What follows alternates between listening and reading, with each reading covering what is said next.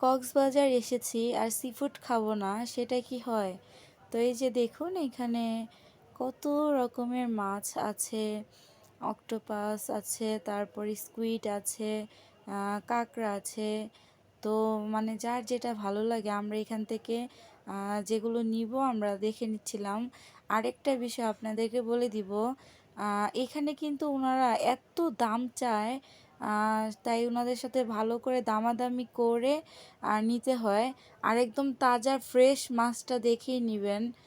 আর হচ্ছে এই যে দেখুন আমরা এখানে দামাদামি করছিলাম, ওনারা এত দাম চাচ্ছিল। তো আমরা একটা টোনা মাছ আর হচ্ছে স্কুইড আর অক্টোপাস নিয়েছিলাম। তো আমরা মানুষ কম ছিলাম, আমাদের অল্প মাছই হয়ে যাবে, তো এই জন্য আমরা আর কি অল্প নিয়েছি।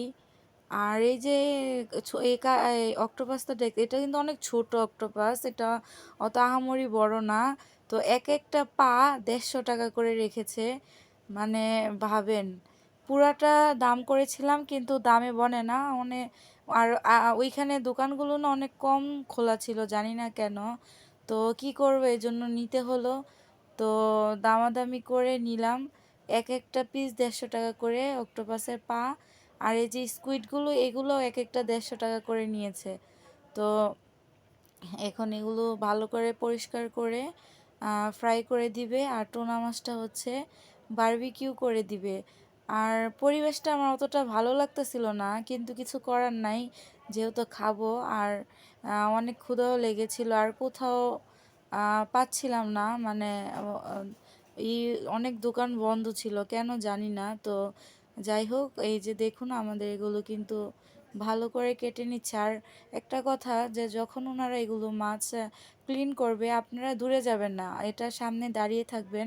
না হলে ওনারা ভালো মাছ রেখে পচাটা দিয়ে দেয়, অনেকজন এই কাজটা করে। তো এই যে দেখুন স্কুইডগুলো ভাজা হচ্ছে, তারপর অক্টোপাসগুলো ভেজে নিবে। আর এগুলো ভাজতে ভাজতে এখানে আমাদের টোনা মাছটা বারবিকিউর জন্য রেডি করা হচ্ছে। আমি পুরো ভিডিওটা নিতে পারি নাই, আমি আপনাদেরকে একবারে বারবিকিউ হলেই দেখাবো। আমি পুরো ভিডিওটা নেই নাই, অনেক মশা ছিল, দাঁড়িয়ে আছিলাম, বিরক্ত হয়ে গেছিলাম, তো আমি একটু দূরে সরে গিয়েছিলাম, আরেকজন ছিল এখানে। তো এই যে দেখুন আমাদের স্কুইড ফ্রাই আর হচ্ছে অক্টোপাস আর হচ্ছে এই যে টুনা মাছ বারবিকিউ হয়ে গেছে। তো এখন আমরা এখানে একটু ট্রাই করেছিলাম, পরে দেখছি না, এখানে বসে খাওয়া যাবে না, ভালো লাগতেছিল না। তো তখন আমরা এগুলো নিয়ে পার্সেল করে আমরা রেস্টুরেন্টে চলে গেলাম। তো রেস্টুরেন্টে গিয়ে পরোটা ভাজি তো এগুলো সাথে নিয়ে তারপরে আমরা খাবারটা শেষ করি। অনেক মজার ছিল। কেমন লাগলো ভিডিওটি অবশ্যই জানাবেন।